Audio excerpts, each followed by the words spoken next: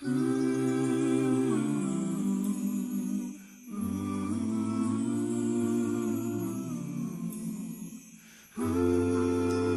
we continue with our series, which is the new series, A Powerful Devotion, I wish to point your attention to the book of Luke, chapter 2, verse 52, and this is how it reads. It says, "And Jesus increased," Jesus grew in wisdom, Jesus grew in stature, Jesus grew in favor with God, and the Bible declares also that Jesus grew in favor with men. I want us to take this back to where things began.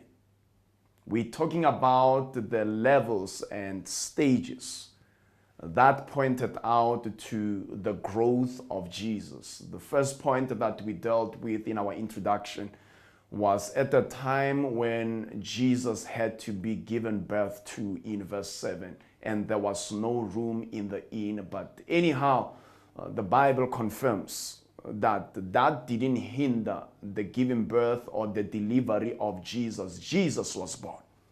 And then Jesus grew. In verse 21, at 8 days, Jesus is circumcised.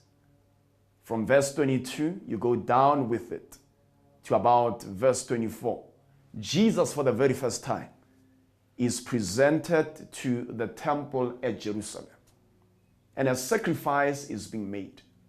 And the Bible continues, and we see the parents of Jesus taking Jesus at 12 years now. So Jesus is growing. Jesus is not stagnant. There is some movement. Life is going on in the life of Jesus. At 12 years, the parents, as a custom, they used to go to Jerusalem for the Passover. And that was an annual event they needed and had to attend. And for the very first time again, after Jesus was presented to the temple, Jesus is presented to the feast of the Passover. And he finds joy, he finds pleasure, and he experiences what a Passover is. And for some reason, after 7 days of feasting the Passover, all people coming from all walks of life in thousands, multitudes, go back home like what some of us would go back home after a powerful camp meeting. They go back home, and on the road, the parents realize that no, Jesus lingered back in Jerusalem, and we need the children that as they grow up, they know how to linger around the presence of Jesus because they find it they cannot afford to grow up in the absence of their Creator and their Master. And they only determined that Jesus was missing after a day's journey. And the Bible declares that after a day's journey, that's when they began now to panic and look for where Jesus could be, but they could not find him in the crowds, and they had to go back. And the Bible also declares that it took them 3 days before they could finally find Jesus. Something interesting about Jesus is that when they found him after 3 days, Jesus was sitting with the scholars. Jesus was sitting with the Pharisees and the scribes, and he was found to be discussing the word. And when they found him, 3 things were happening. Jesus was sitting down. 2, Jesus was listening.